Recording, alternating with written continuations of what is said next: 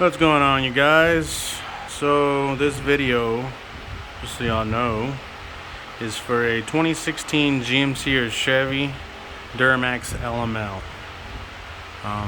There are probably some videos out there showing how to remove the passenger and passenger up pipes and manifolds, but they don't seem to show how to do it on the driver's side. Driver's side is a little bit more difficult, just for the simple fact that you got a lot of stuff in your way. So as I was saying, these are little tips and tricks that you could probably do.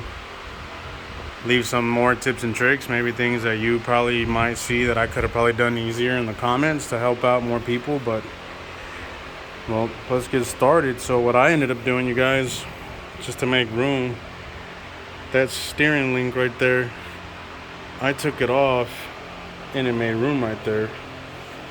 Then next, what I did, I took off the charge tube on the hot side, I think, for the turbo, and I took that off. So then what that allowed me to do was allowed me to stick my hands in there and through there to kind of hold the sockets and the wrenches and everything that I had. Now, right here in the up pipe, you don't got a whole lot of room to work with. I got the new one in there already, but whatever you can, man. If you can use small tools, anything that's 3/8, and all those different sizes, that'd be great, man, if you could use that, because that's what I ended up using just to get it started. And honestly, what ended up helping a lot immensely, that loosened the bolts, I ended up using EB Blaster and Freon. And I had a one of these WD-40 cans just laying around, and it had one of these little, kind of extendable kind of little spray thingies at the end, and that was able to help me kind of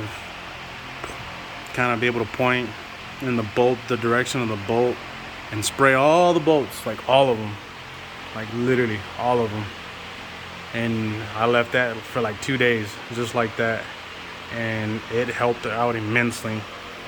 Now, no, I probably have a lot of more free space because I already have an HSP, aftermarket, air intake, and I did the EGR delete because your EGR would be sitting right up there.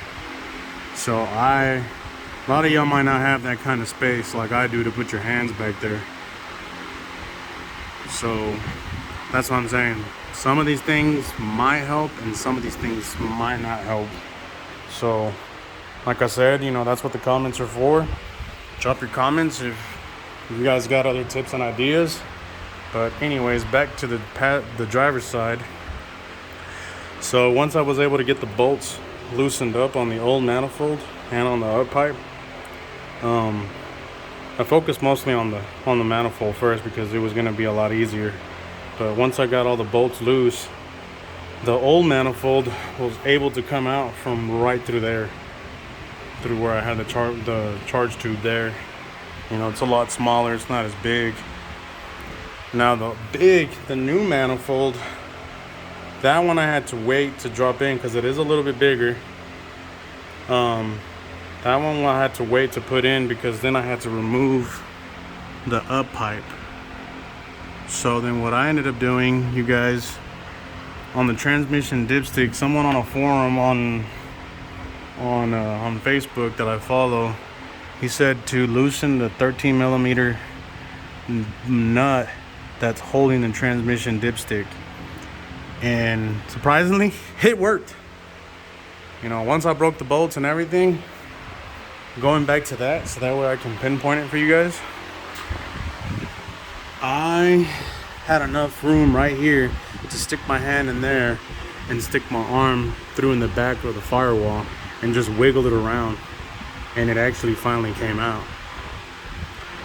And like I said, the transmission dipstick, it is loose. Like, it should give you enough room to literally be able to get the old one out and the new one in. Now the new one in, when you get it in, like I said, that's where it's gonna really help out to grab it and be able to like flip it up and down.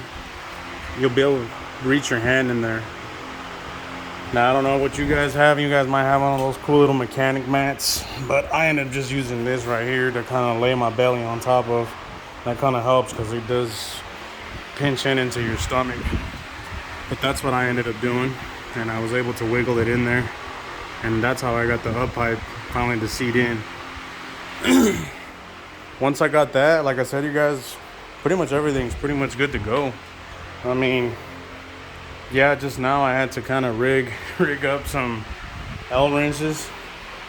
I literally just grinded one off, one that I had laying around, and I put it on there, and that's what I'm about to start using to start tying all the bolts.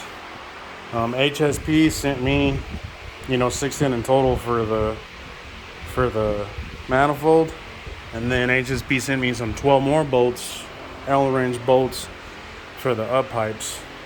That's only what I seen, only included in their manifold package. I don't know why they didn't do that for the cold air intake, but solid design, by the way. That's it right there, HSP manifold. Excuse it if it's a little dirty. I applied anti-seize on it, so that way if I ever have to take them off again, then damn bolts won't have any issues. Just another thing also as well, maybe that'll help out. Truckmaster actually gives that tip, but what you can do, you're gonna have a stud right there and a stud right there from the old manifold. And what you can do, you can grab two 10 millimeter by 1.25, because that's what these 2016s have. I'm assuming they're probably, I don't know if they're all the same, I'm just giving you the sizes.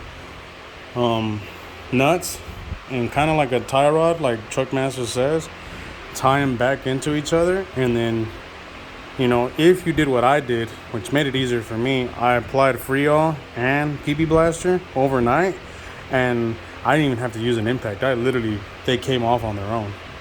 So you'll have that in there, those two studs, just to kind of show you right here. Those studs right there is what's in there, and they came out. A lot of these, wobble sockets, if you have, use those, man. Those help out a lot. Different size impacts, whenever you can use them, use them. But as far as that, man, that's what I ended up doing for the driver's side. If you guys have any questions, any tips or concerns or anything else, drop them in the comments, and let's just kind of help each other out here, man. For the most part, we'll hope you guys have a great day. If there's anything else that I missed out, like I said, drop it in the comments and I'll try to help y'all out. Talk to y'all soon.